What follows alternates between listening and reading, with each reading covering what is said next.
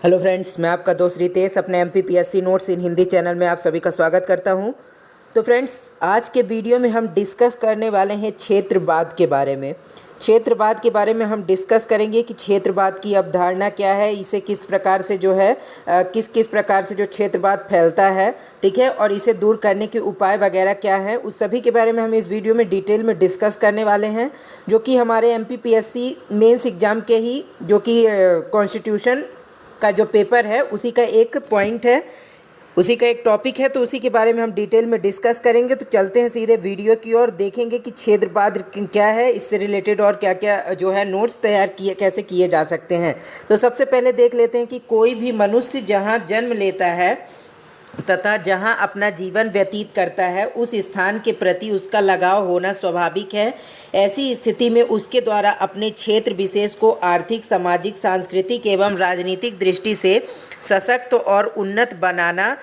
विकास प्रक्रिया का एक स्वाभाविक एवं अभिन्न अंग हो सकता है। लेकिन जब यह भावना एक एवं लगाव अपने ही क्षेत्र विशेष तक सिमटकर अत्यंत संकीर्ण रूप धारण कर लेती है, तब क्षेत्रवाद की समस्या उत्पन्न होती है। यानी कि क्या है कि जब कोई भी मनुष्य जिस स्थान पर वो जन्म लेता है, ठीक है, तो उस स्थान पर उसका जो लगाव होता है कि हाँ, मैं इस राज्य से हूँ या मैं इस शहर से हूँ या इस गांव से हूँ या फिर इस देश से हूँ, तो उसका लगाव जरूरी है कि वो रहेगा ही रहेगा उस क्षेत्र से। लेकिन जब वो जो उसका लगाव है, ठीक है,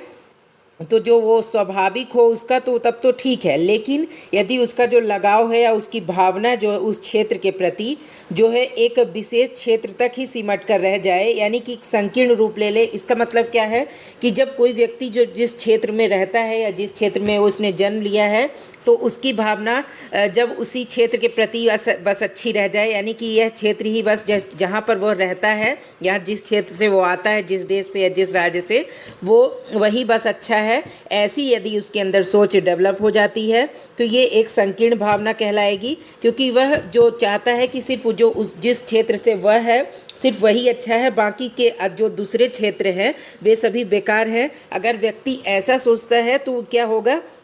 उसके अंदर एक संकीर्ण भावना जन्म ले लेगी, और जो कि क्षेत्रवाद की समस्या को पैदा करता है। यानी कि कोई भी व्यक्ति यदि अपने क्षेत्र को छोड़कर बाकी सभी क्षेत्रों या राज्यों को जो है बेकार समझता है, तो ऐसी कंडीशन में जो है क्षेत्रवाद की भावना जो है उत्पन्न होती है और क्षेत्रवाद की जो समस्या देखने को मिलती है। अब देखते हैं कि क्षेत्रवाद की जो अवधारणा है वो क्या है। तो क्षेत्रवाद की अवधारणा, क्षेत्रवाद जो है एक विचारधारा है जिसके संबंध में ऐसे क्षेत्र से होता है जिसका संबंध जो धार्मिक, आर्थिक, सामाजिक या सांस्कृतिक कारणों से अपने पृथक अस्तित्व के लिए जागृत होते हैं या ऐसे क्षेत्र की पृथकता को बनाए रखने के लिए प्रयासरत होते हैं। मतलब क्या है क्षेत्रवाद की अवधारणा के अंतर्गत कि क्षेत्रवाद एक ऐसी विचारधारा होती है जिसका संबंध एक ऐसे क्षेत्र से होता है जहां पर धार्मिक रूप से या आर्थिक रूप से या सामाजिक या फिर सांस्कृतिक कारणों से अपने पृथक अस्तित्व के लिए जागृत होता है या ऐसे क्षेत्र की पृथकता को बनाने के लिए प्रयास रहती है। यानी कि क्षेत्रवाद विचारधारा एक ऐसी विचारधारा है जो कि धार्मिक हो, चाहे आर्थिक हो या सामाजिक या सांस्कृतिक कारणों से अपने अस्तित्व को अलग बनाने का प्रयास करती है, पृथक रूप से अपने आप को देखती है। चाहे वो सामाजिक रूप से किसी क्षेत्र को पृथक करके देखा जाए, फिर या फिर धार्मिक क्षेत्र के रूप में किसी क्षेत्र को जो है देखा जाए, ठीक है, या फिर सांस्कृतिक कारणों से एक पर्टिकुलर क्षेत्र को जो क्या किया जाए, पृथक करके जो है उसका जो है ज़्यादा महान उसे बताया जाए, उस क्षेत्र को, या ज़्यादा बहुत ही ज़्यादा अच्छा बताया जाए। तो इससे क्या होता है कि क्षेत्रवाद की भावना जन्म लेती है। इसके बाद अगला पॉइंट क्या है, इसमें राजनीतिक, प्रशासनिक, सांस्कृतिक और भाषाई आधार पर क्षेत्रों का विभाजन इत्यादि से संबंधित मुद्दों को शामिल किया जा सकता है। यानी कि जो क्षेत्रवाद की अवधारणा जो होती है उसमें चाहे राजनीतिक हो, प्रशासनिक रूप से या सांस्कृतिक या भाषाई आधार पर क्षेत्रों का जो विभाजन किया जाता है, इससे संबंधित मुद्दे शामिल होते हैं। यानी कि किसी भी पर्टिकुलर क्षेत्र का जो विभाजन होता है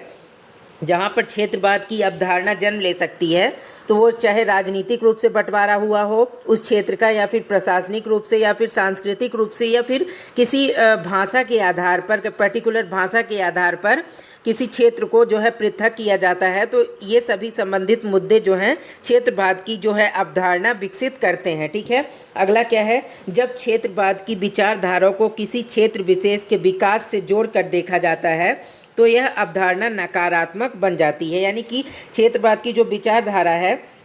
जब कोई भी व्यक्ति या कोई भी सरकार यदि ये चाहती है कि ये क्षेत्र विशेष का ही विकास जो हो तो ऐसे कंडीशन में क्या होता है कि एक अवधारणा नकारात्मक रूप से बन जाती है क्षेत्रवाद के प्रति। यानी कि मान लीजिए कि किसी भी राज्य में ले लीजिए या किसी शहर में, उस शहर के लोग हों या फिर उस शहर या फिर राज्य की सरकारें यदि चाहती हैं कि किसी एक पर्टिकुलर क्षेत्र बस का ही, जहाँ से वो बिलोंग करते हैं, उसी का विकास हो, बाकी का ना हो, तो ऐसी कंडीशन में जो क्षेत्रवाद की अवधारणा पनपने लगती है। इसके बाद आगे देखते हैं कि आगे क्या है,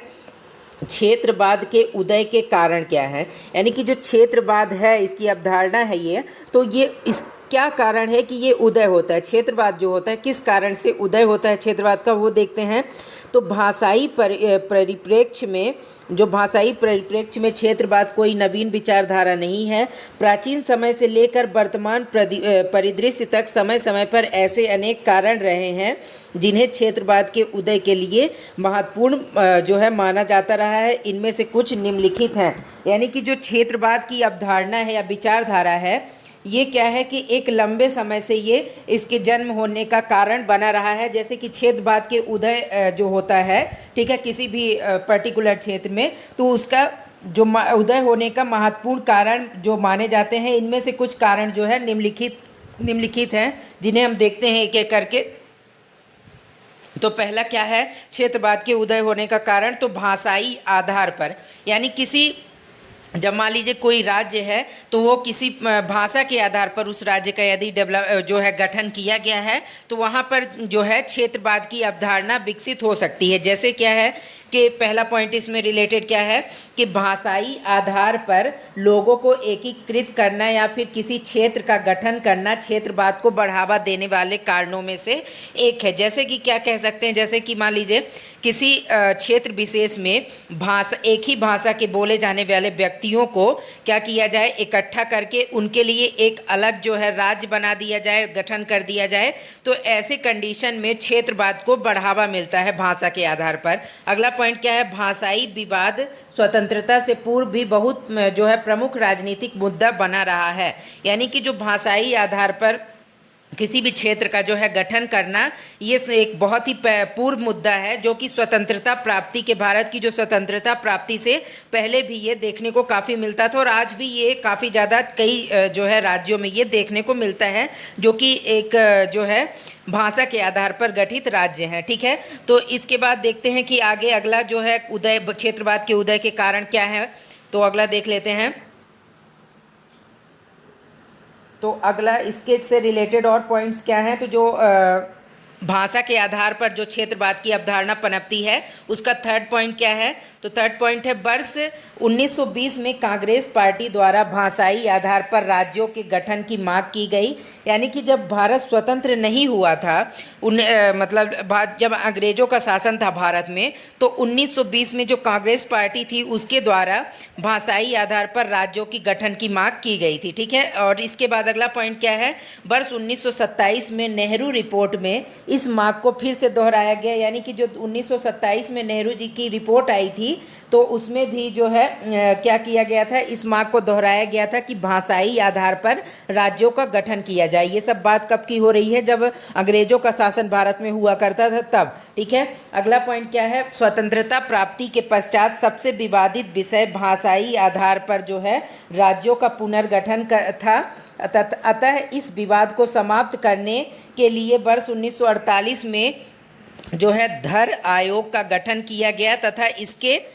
बाद जेबीपी समिति के ने भी भाषाई आधार पर राज्यों के पुनर्गठन की सिफारिश की। यानी कि समय समय पर चाहे वो स्वतंत्रता की प्राप्ति से पहले हो या स्वतंत्रता प्राप्ति के बाद विभिन्न प्रकार की रिपोर्ट्स या समितियां जो बनी थी, उनके आधार पर जो है भाषाई आधार पर राज्यों के जो गठन का जो है क्या किया गया, प्रस्ताव रखा गया था, सिफारिश की गई थी। ठीक है, यानी कि जो भाषा के आधार पर राज्यों का गठन है, जिससे कई बार क्या होता है कि क्षेत्रवाद की अवधारणा अवधारणा भी पनपने लगती है। तो ये स्वतंत्रता से पहले से भी ये चीज़ें देखने को मिल रही हैं, ठीक है, कि भाषाई आधार पर राज्यों का गठन किया जाए। इसके बाद अगला पॉइंट है, इसी क्रम में 1 अक्टूबर 1953 को भाषाई आधार पर पहले राज्य के रूप में आंध्र प्रदेश का गठन किया गया। यानी कि जो पहला राज्य बना था भारत में भाषाई आधार पर, तो कौन सा राज्य बना था? वो तो आंध्र प्रदेश। आंध्र प्रदेश जो राज्य है ये 1953 में बनाया गया था, भाषाई आधार पर गठित प्रथम राज्य था, जो कि कई बार एग्जाम्स में पूछे भी जा चुके हैं इससे रिलेटेड 1 नंबर के क्वेश्चन, ठीक है। और इसके बाद अगला पॉइंट है, भाषाई आधार पर जो भाषाई आधार पर क्या है, भाषाई आधार पर राज्यों की मांग को पूरा करने के लिए वर्ष 1956 में राज्य पुनर्गठन आयोग की स्थापना की गई, ठीक है। और इसके बाद अगला पॉइंट क्या है, इसके बाद अन्य क्षेत्रों में भाषाई आधार पर अलग राज्यों के गठन की मांग उठने लगी तथा आंदोलन प्रारंभ हो गए। इसके चलते जो है वर्ष 1960 में महाराष्ट्र को 2 भागों में बांट दिया गया और वर्ष 1966 में पंजाब का विभाजन भी 2 हिस्सों में कर दिया गया। यानी कि जो है कि जो मांग उठती रही है भाषाई आधार पर राज्यों के गठन करने की, ठीक है, या क्षेत्र एक विशेष को उस पर्टिकुलर भाषा का क्षेत्र बनाने की, तो ये जो है स्वतंत्रता प्राप्ति से पहले भी उठती थी और स्वतंत्रता प्राप्ति के बाद भी उठती थी। जबकि जब 1953 में पहला जो आंध्र प्रदेश राज्य बना दिया गया था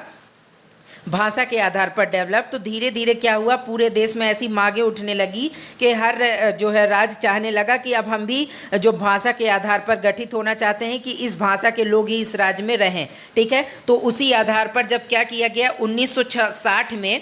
महाराष्ट्र जो है अभी का, तो उसे अलग करके 2 राज्यों में बांट दिया गया। एक महाराष्ट्र बनाया गया, दूसरा क्या किया गया, गुजरात बना दिया गया, जिसमें जो है महाराष्ट्र में जो महाराष्ट्री जो मराठी बोलने वाले लोगों को रखा गया और जो गुजरात में है तो वहाँ पर ज़्यादातर गुजराती बोलने वाले लोग रहने लगे, ठीक है। इसी प्रकार से 1966 में पंजाब को भी विभाजन करके 2 भागों में बांटा गया, जिसमें से एक जो है पंजाबी भाषा बोलने वाले लोगों को पंजाब में तथा हरियाणी भाषा बोलने वाले जो राज्य हैं जो लोग हैं उन्हें हरियाणा राज्य एक प्रदान किया गया, ठीक है। तो इस प्रकार से जो देखा जाता है कि भाषाई आधार पर जो राज्यों का गठन हुआ, तो इस आधार पर कई बार क्या होता है कि क्षेत्रवाद की अवधारणा भी पनपने लगती है कि इस पर्टिकुलर भाषा के जो बोलने वाले लोग होते हैं वो अपने क्षेत्र विशेष को ही एक समझते हैं कि यही बहुत अच्छा क्षेत्र है, इसके अलावा और जो दूसरे क्षेत्र या राज्य हैं वे अच्छे नहीं हैं। ऐसा जो है क्षेत्रवाद की अवधारणा को ये सभी चीज़ें जन्म देती हैं। अब देखते हैं कि अगला जो प्रकार क्या है कारण कि जिसके कारण क्षेत्रवाद की अवधारणा पनपती है। तो अगला है धर्म के आधार पर। धर्म के आधार पर यानी कि जो क्षेत्रवाद की अवधारणा है, क्षेत्रवाद की अवधारणा के उदय होने का अगला कारण क्या है, तो धर्म के आधार पर। यानी कि धर्म के आधार पर किस प्रकार से क्षेत्रवाद फैलता है, तो धर्म को क्षेत्रवाद के प्रमुख कारणों के रूप में प्रमुख कारणों में से एक माना जाता है और विभिन्न राजनीतिक पार्टियों द्वारा धर्म का राजनीतिकरण कर लोगों से क्षेत्रीय विकास के वायदे किए जाते हैं, जो कि देश की क्षेत्रीय अखंडता एवं जो है प्रभुता के लिए हानिकारक है। और धर्म के आधार पर क्षेत्रवाद को बढ़ावा देना लोगों के धार्मिक विश्वासों एवं मान्यताओं के आधार पर खिलवाड़ करना है, जो संविधान द्वारा उन्हें मूल अधिकारों के रूप में प्रदान किए गए हैं। यानी कि जो धर्म के आधार पर किसी क्षेत्र में जो है क्षेत्रवाद कैसे पनपता है, तो क्षेत्र जो है ये धर्म जो है क्षेत्रवाद का प्रमुख कारणों में से एक माना जाता है, ठीक है। क्योंकि जो राजनीतिक पार्टियां होती हैं कई बार क्या करती हैं, किसी धर्म विशेष को टारगेट करने के लिए कह देती हैं कि हम इस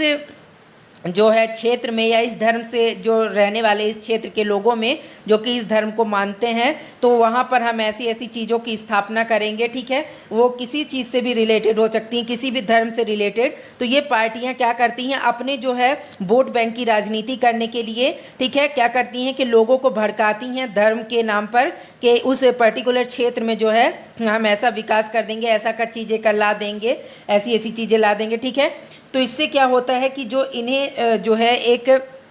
मान्यता मिली हुई है राजनीतिक पार्टियों को या राजनीतिक जो लोग होते हैं उनमें संविधान के तहत, वो उनका जो है खुलेआम उल्लंघन करते हैं और जो संविधान के कानून बनाए गए हैं उनके लिए उनका जो है उल्लंघन करते हैं ऐसा करके। ठीक है, तो धर्म भी एक बहुत ही महत्वपूर्ण आधार है क्षेत्रवाद को बढ़ावा देने के लिए। अब अगला क्या है, अगला कारण क्या है, आर्थिक असंतुलन के आधार पर, यानी कि जो आर्थिक असंतुलन होता है जहाँ पर पैसों के आधार पर भी कई बार क्षेत्रवाद की अवधारणा पनपती है, जैसे कि असमान आर्थिक विकास क्षेत्रीय असमानता को बढ़ावा देने में सहायक होता है,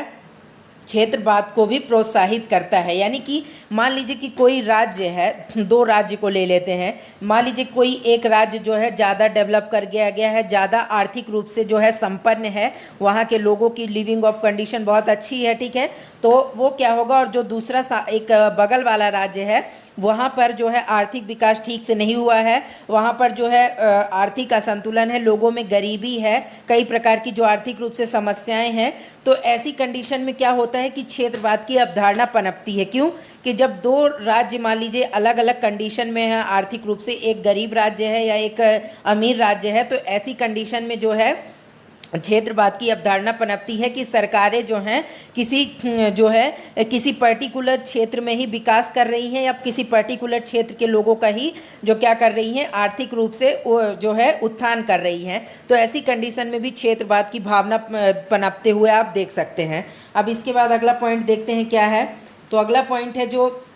आप आर्थिक असंतुलन के आधार पर जो क्षेत्रवाद पनपता है उसका अगला पॉइंट है, देश में कई राज्यों के अंदर भी आर्थिक असंतुलन की स्थिति देखने को मिलती है, अर्थात एक ही राज्य के दो क्षेत्र में संसाधनों के वितरण में विषमता एक ऐसी स्थिति है जो राज्य की सीमा के अंदर ही असंतोष को जन्म देती है और इससे क्षेत्र की समस्या जो है उत्पन्न होती है। यानी कि जैसे कि मान लीजिए कोई राज्य है, ठीक है, उस राज्य में ही ले लीजिए आप, उस राज्य में कई जो है जोन में वो राज्य बटा होता है, लेकिन कई बार क्या होता है कि किसी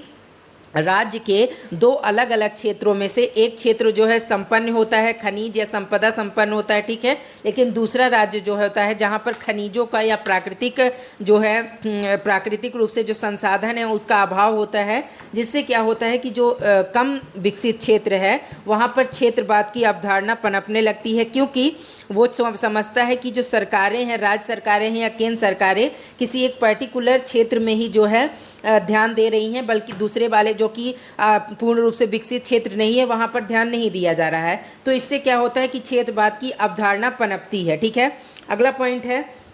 यह आर्थिक असंतुलन एक राज्य के भीतर ही नहीं बल्कि दो या उससे अधिक राज्यों के बीच भी है। जैसे जहां गुजरात, महाराष्ट्र, कर्नाटक में विकास का स्तर उड़ीसा, बिहार से कहीं अधिक है, तो वहीं पूर्वोत्तर राज्यों के मामले में यह अंतर और अधिक दिखाई देता है। यानी कि जो आर्थिक असंतुलन है किसी एक राज्य के अंदर ही नहीं बल्कि दो राज्य या दो से अधिक राज्यों के बीच भी देखने को मिलता है। जैसे कि जो यहाँ पर एग्जाम्पल के लिए क्या दिया गया है, महाराष्ट्र, गुजरात वगैरह जो राज्य हैं, ठीक है, तो ये अपेक्षाकृत ज़्यादा डेवलप हैं किसके तुलना में, उड़ीसा, बिहार या फिर मध्य प्रदेश या फिर उत्तर प्रदेश की तुलना में ज़्यादा डेवलप हैं। ठीक है, तो ऐसी कंडीशन में और हम देखेंगे कि जो पूर्वोत्तर साइड के राज्य हैं जैसे असम वगैरह या नागालैंड वगैरह, ये सभी और भी कम डेवलप राज्य हैं। तो ऐसी कंडीशन में भी क्षेत्रवाद की अवधारणा जो है पैदा होती है कि जो केंद्र सरकारें हैं, ठीक है, तो वो ध्यान नहीं दे रही हैं राज्यों पर, जो है एक साइड के राज्यों पर ध्यान दे रही हैं, एक साइड पर नहीं दे रही हैं। तो इससे भी जो है क्या होता है कि क्षेत्रवाद की अवधारणा पनपने लगती है। अगला पॉइंट इससे रिलेटेड क्या है, तो क्षेत्रीय विकास में असंतुलन और प्राकृतिक संसाधनों के असमान वितरण के कारण विभिन्न राज्यों के बीच मतभेद उत्पन्न होते हैं, जिसके कारण क्षेत्रवाद को बढ़ावा मिलता है। ठीक है, यानी कि जब प्राकृतिक संसाधनों का असमान वितरण होता है दो राज्यों के बीच में, तब भी जो है क्षेत्रवाद की अवधारणा जन्म लेती है और क्षेत्रवाद को बढ़ावा मिलता है। अब अगला कारण क्या है जो क्षेत्रवाद को बढ़ावा देता है या उसके उदय का कारण है, तो राजनीति जो है एक प्रमुख आधार है क्षेत्रवाद को बढ़ावा देने में। कैसे, तो भारत में क्षेत्रवाद को बढ़ावा देने में राजनीति को भी एक महत्वपूर्ण कारण के रूप में देखा जाता है। यदि राजनीतिक दृष्टि से देखा जाए तो भारत में क्षेत्रवाद की समस्या को बल राजनीति के द्वारा ही मिलता है। यानी कि जो क्षेत्रवाद की अवधारणा है, राजनीति इसमें महत्वपूर्ण भूमिका निभाती है। जैसे कि मान लीजिए कि कोई एक पार्टी है, मान लीजिए कोई पार्टी किसी राज्य में रहती है, ठीक है, तो वो पार्टी क्या करेगी, सोचेगी कि वो क्षेत्रीय पार्टी मान लीजिए कोई किसी राज्य की है, तो वो कहेगी कि सिर्फ एक ही राज्य को वो विकास के बारे में बात करेगी, ना कि पूरे देश के बारे में। वो किसी पर्टिकुलर राज्य में जिसमें वो सरकार बनाना चाहती है, तो उसी पर्टिकुलर राज्य में या फिर उसी पर्टिकुलर भाषा बोलने वाले राज्य के ही विकास की बात करेगी, ना कि पूरे देश की बात करेगी। तो ऐसे कंडीशन में क्या होता है कि ये जो पॉलिटिशियंस होते हैं, पॉलिटिकल पार्टियां होती हैं, किसी पर्टिकुलर क्षेत्र या भाषाई राज्य को डेवलपमेंट की जब बात करते हैं, तो इससे क्या होता है कि क्षेत्रवाद की अवधारणा पनपने लगती है, ठीक है, कि ये पर्टिकुलर क्षेत्र के ही विकास की बात करते हैं। इसके बाद देखते हैं कि आगे क्या है। क्षेत्रवाद से उत्पन्न समस्याएं एवं चुनौतियां, यानी कि जो क्षेत्रवाद के कारण क्या क्या समस्याएं उत्पन्न होती हैं और कौन कौन सी चुनौतियां देखने को मिलती हैं, उसके बारे में देख लेते हैं। तो इससे रिलेटेड पहला पॉइंट है, बार बार नए राज्यों के गठन से देश की एक रूपता एवं अखंडता पर नकारात्मक प्रभाव पड़ता है, ठीक है। और अब तक गठित नए राज्यों में एक भी ऐसा राज्य सामने नहीं आया है जिसके गठन के बाद विकास दर में अभूतपूर्व वृद्धि दर्ज की गई हो। यानी कि अगला क्या है, क्षेत्रवाद के कारण केंद्र राज्य संबंधों पर भी नकारात्मक प्रभाव देखने को मिलता है और क्षेत्रवाद से गठबंधन की राजनीति को प्रोत्साहन मिलता है, जिससे क्षेत्रों के विकास के लिए एक नीति निर्धारण या फिर इन नीतियों के क्रियान्वयन में दुविधा उत्पन्न होती है। यानी कि जो क्षेत्रवाद से उत्पन्न समस्याएं हैं, जो कई प्रकार से देखने को मिलती हैं। सबसे पहली समस्या क्या है कि इससे जो देश की मान लीजिए कोई राज्य है, वो किसी भाषा के आधार पर गठित किया गया है, ठीक है, तो या धर्म के आधार पर, तो उससे क्या होता है कि पूरे देश की एकता और अखंडता में क्या होता है, नकारात्मक प्रभाव पड़ता है। इससे एक प्रश्न चिन्ह उठ जाता है देश की एकता में, क्योंकि जब एक पर्टिकुलर क्षेत्र भाषा के आधार पर गठित होता है या फिर किसी क्षेत्रवाद की अवधारणा से पनपने लगती है वहाँ पर, तो उससे अखंडता और एक रूपता में प्रभाव पड़ता है, नकारात्मक प्रभाव पड़ता है देश की, ठीक है। और अगला क्या है, जब कई बार राज्यों के एक से अधिक नया राज्य, ऐसा राज्य कोई भी नहीं है जिसका गठन के बाद बहुत तेज़ी से जिसने तरक्की की हो, ठीक है, तो क्या है कि मतलब कि जब राज्यों का गठन जो है क्षेत्रवाद के आधार पर किया जाता है, तो उससे क्या होता है कि राज्यों में जो है वृद्धि उतनी तेज नहीं देखी जाती है, ठीक है। अब आगे देख लेते हैं कि आगे जो क्षेत्रवाद को किस प्रकार से जो है, आगे पॉइंट इसका क्या है, क्षेत्रवाद के चुनौतियां और उसमें, तो क्षेत्रवाद के परिणाम स्वरूप अनेक क्षेत्रीय दलों का उदय हुआ है, जिसके चलते प्रत्येक क्षेत्र के हित समूह अर्थात नेता, उद्योगपति तथा राजनीतिक अपने अपने क्षेत्रीय विकास को ही प्राथमिकता देते नजर आए हैं। यानी कि जब क्षेत्रवाद के कारण किसी क्षेत्र का गठन किया जाता है, तो उस क्षेत्र विशेष में जो भी दल होते हैं या जो भी उद्योगपति होते हैं, अपने क्षेत्र जो है देश का ना सोच करके अपने क्षेत्र विशेष के जो है मतलब विकास के बारे में पहले सोचते हैं कि इस पर्टिकुलर क्षेत्र में ही सबसे पहले विकास होना चाहिए, जिससे कि हम आते हैं, ठीक है। तो ऐसे कंडीशन में क्षेत्रवाद की जो है ये भी एक बहुत बड़ी चुनौती है। अगला है, क्षेत्रीय स्तर पर विभिन्न राजनीतिक दलों द्वारा क्षेत्रीय विकास के वायदे कर लोगों के धार्मिक विश्वास का प्रयोग करके वोट बैंक के तौर पर किया जाता है, जिसके चलते देश में सांप्रदायिकता एवं हिंसा का माहौल पैदा होता है। यानी कि विभिन्न राजनीतिक दल जब क्षेत्रीय विकास का वायदा करते हैं कि हम इस पर्टिकुलर क्षेत्र का ही विकास करेंगे, जहां पर हम सरकार बना रहे हैं या फिर हम इस पर्टिकुलर क्षेत्र में ही विकास की चीज़ें देखना चाहते हैं, तो वो क्या करते हैं कि अपने वोट बैंक के लिए ऐसे वायदे कर देते हैं, जिसके कारण क्या होता है कि सांप्रदायिकता फैलती है और हिंसा का माहौल पैदा होता है, ठीक है। अगला क्या पॉइंट है, क्षेत्रवाद के कारण जो है देश में अलगाववाद की भावना को भी बढ़ावा मिलता है, ठीक है। अब आगे देख लेते हैं क्षेत्रवाद का समाधान क्या है। यानी कि जो क्षेत्रवाद है, इसकी अवधारणा है, इसका समाधान क्या है, किस प्रकार से इससे निपटा जा सकता है, इसे दूर किया जा सकता है। तो पहला पॉइंट है, शिक्षा के माध्यम से जो है, शिक्षा के माध्यम से राष्ट्रवादी दृष्टिकोण का विकास कर लोगों एवं आने वाली पीढ़ियों में क्षेत्रवाद के दुष्परिणामों के प्रति जागरूकता का विकास किया जा सकता है। यानी कि शिक्षा के माध्यम से एक राष्ट्रव्यापी दृष्टिकोण का जो है विकास किया जा सकता है और जो आने वाली पीढ़ियां हैं उन्हें इसके दुष्परिणाम यानी कि इसके जो गंभीर परिणाम होंगे भविष्य में उसे बता करके क्षेत्रवाद की अवधारणा को जो है पनपने से रोका जा सकता है या विकास होने से इसको रोका जा सकता है क्षेत्रवाद की अवधारणा का। ठीक है, अब इसके बाद मतलब इसका शिक्षा बहुत ही जरूरी है क्षेत्रवाद की अवधारणा को समाधान करने के लिए। अगला पॉइंट है राज्यों को मिलकर एक दूसरे के विकास में भागीदार के रूप में साथ आना होगा। उदाहरण के तौर पर जिस प्रकार पंजाब हरियाणा के थर्मल पावर स्टेशनों को बिजली निर्माण के लिए जरूरी कोयले की आपूर्ति झारखंड और उड़ीसा से होती है, यानी कि जो राज्य हैं भारत में, मान लीजिए कई राज्य हैं, उनको एक दूसरे का साथ देकर ही जो है आगे बढ़ना होगा, तभी जो है क्षेत्रवाद की अवधारणा को दूर किया जा सकता है। जैसे कि जो पंजाब और हरियाणा में थर्मल पावर स्टेशन होते हैं, यहाँ पर जो ज़रूरत होता है, कोयले की ज़रूरत होती है, उसकी आपूर्ति या जो पूर्ति कहाँ से की जाती है, तो झारखंड और उड़ीसा से होती है उसकी पूर्ति, क्योंकि जो बिजली बन रही है वो पंजाब और हरियाणा में बन रही है, लेकिन आपूर्ति कहाँ से हो रही है, झारखंड और उड़ीसा से होती है। तो ये जो है ऐसी भावनाएं जो है क्षेत्रवाद को पनपने से रोकती हैं, यानी कि जो राज्य होते हैं जब एक साथ मिल करके एक दूसरे की सहायता करेंगे तभी जो है क्षेत्रवाद की अवधारणा का समाधान किया जा सकता है। और अगला पॉइंट क्या है, अगला पॉइंट देख लेते हैं। तो अगला पॉइंट है राज्यों की समस्या में एवं ज़रूरतों को समझने के लिए नीति आयोग को और बेहतर तरीके से कार्य करने की आवश्यकता है। यानी कि जो नीति आयोग बनाया गया है राज्यों के विकास या भारत के विकास के लिए, नीति निर्माण के लिए, तो उसको क्या है कि और बेहतर तरीके से कार्य करने की आवश्यकता है। ठीक है, राज्यों के समस्याओं को और ज़रूरतों को समझने के लिए नीति आयोग को बेहतर कार्य करने की आवश्यकता है। अगला पॉइंट क्या है, सभी क्षेत्रों का समान विकास किया जाना चाहिए ताकि कोई भी राज्य जो है स्वयं को विकास प्रक्रिया में अलग थलग महसूस ना करे। यानी कि जो सभी क्षेत्र जितने भी भारत में राज्य हैं, चाहे वो पूर्वोत्तर के हों, चाहे उत्तर साइड के हों, या दक्षिण साइड के, या पश्चिम साइड के, ठीक है, या फिर मध्य के राज्य हों, इन सभी राज्यों का जो है समान रूप से विकास किया जाना चाहिए ताकि कोई भी राज्य ये ना